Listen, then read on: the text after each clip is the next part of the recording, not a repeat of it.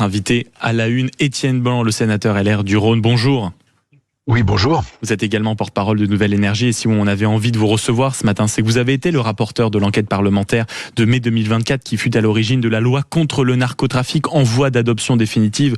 Votre rapport pour la première fois dans l'histoire parlementaire met justement les phares, le projecteur sur ce problème du narcotrafic en France et ça tombe bien parce que le Premier ministre le dit, la cocaïne est un sport national. Ce sont les mots de Sébastien Lecornu, le Premier ministre. Cela veut dire qu'on a enfin pris la mesure de votre rapport de la mexicanisation de la France, monsieur le sénateur? Oui, je crois qu'on a pris la mesure de ce rapport, qui était bienvenu, qui était utile. D'ailleurs, et ça permet de se poser une question. Et la drogue, elle n'est pas apparue dans le paysage français en 2020.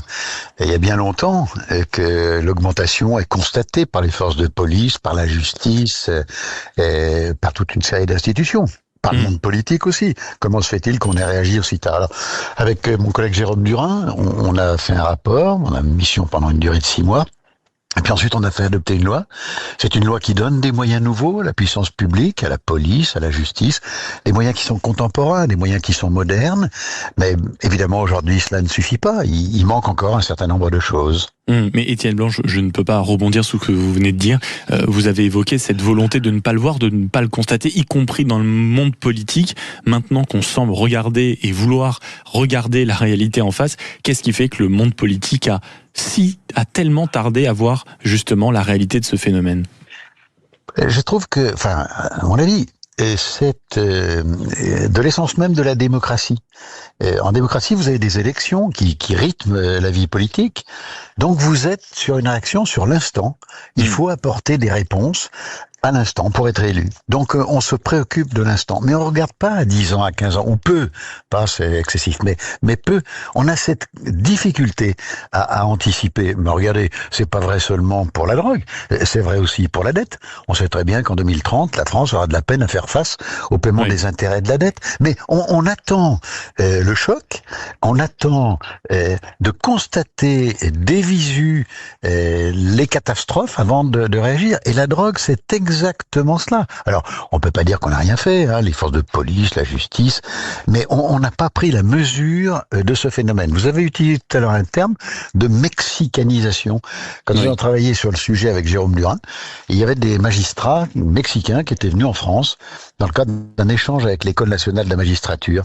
Et en repartant, ces magistrats mexicains nous ont fait passer un message.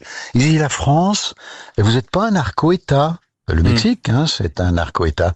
Mais attention, toute une série de signes laissent entendre que désormais vous vous orientez vers une situation irréversible. C'est la corruption, c'est la violence extrême. Ce sont les masses d'argent gigantesques qui circulent et qui sont blanchies. Et on va revenir, mais dans ce contexte simplement, à Étienne Blanc, de ce Premier ministre Sébastien Lecornu qui dévoile son plan donc pour lutter contre le narcotrafic. On a appris cette semaine qu'il y allait avoir la généralisation des tests salivaires au plus haut sommet de l'État pour les ministres et leurs équipes. Comment le sénateur que vous êtes, qui plus est expert quand même de ce sujet, avait regardé cette actualité, cette annonce? Moi, je pense que c'est un peu de l'agitation. Voilà, bon, c'est assez facile. On va choisir le ou la parlementaire qui va consommer des stupéfiants et puis on va médiatiser tout ça. Non, la vérité, c'est que vous avez aujourd'hui 1,5 million de consommateurs. Alors, j'entends bien que l'exemplarité, c'est important. J'entends bien qu'un parlementaire, quand il parle de stupéfiants, il doit être exempt de tout soupçon. Mais je veux dire, le sujet, aujourd'hui, il n'est pas là. Le sujet, il est dans les collèges. Le sujet, il est dans nos lycées. Le sujet, il est à l'université. Le sujet, il est dans la rue. Il est sur des points de deal. Il est dans les quartiers sensibles. Le sujet, c'est ces 7 milliards d'argent liquide qui circulent. 7 milliards d'argent liquide. Et bien justement, ces 7 milliards d'argent qui sont considérables, Étienne Blanc, visiblement, les annonces et la campagne de Sébastien Lecornu commencent par de l'affichage dans les commerces et les transports. C'est ce que nous révèle l'entourage du Premier ministre ainsi que Sébastien Lecornu lui-même via une exclusivité dans le Parisien aujourd'hui en France. Donc des affiches disant par exemple les balles perdues ne le sont jamais très longtemps, on paie tous le prix de la drogue, c'est-à-dire qu'en France en 2026, malgré le drame que provoque régulièrement le narcotrafic, on était obligé à nouveau de passer par là par une campagne d'affichage.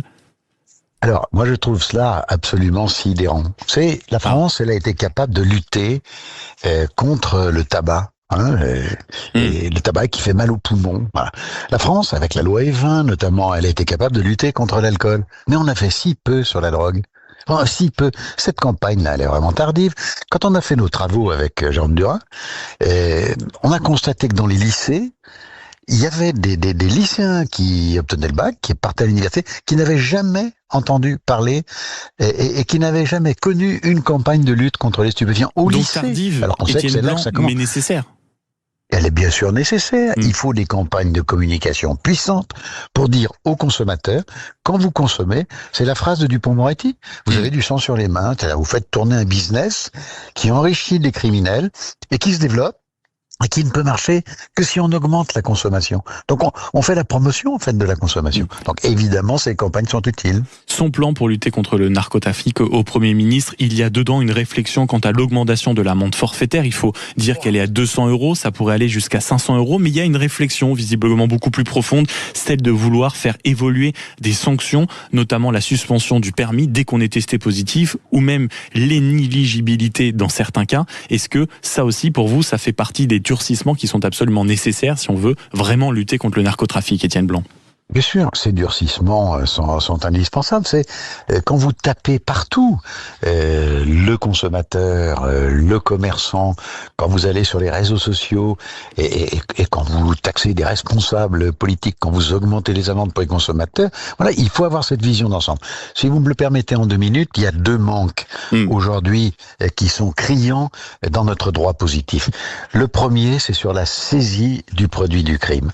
Vous savez, tant qu'on n'arrivera pas à saisir l'ensemble du patrimoine des personnes qui se livrent au trafic, eh bien ça ne marchera pas. Pour être un exemple tout simple, vous avez quelqu'un qui surveille sur un point de deal. Vous le coincez, vous allez chez lui. Chez lui, on trouve un écran, il y a une voiture, souvent une voiture qui correspond pas à son train de vie. Il y a de l'épargne, il y a des comptes, etc. On va lui demander de justifier du caractère licite de l'acquisition de ses biens. C'est-à-dire qu'on va inverser la preuve. C'est pas la puissance publique de rapporter la preuve. Il faut que ce soit aux délinquants de rapporter la preuve de la licéité de ses acquisitions. Et on comprend bien en vous écoutant, Étienne Blanc, sincèrement, que le droit n'est pas encore totalement adapté à l'ampleur du narcotrafic ici sur le sol français. Merci beaucoup d'avoir été avec nous pour réagir, en effet, au plan du Premier ministre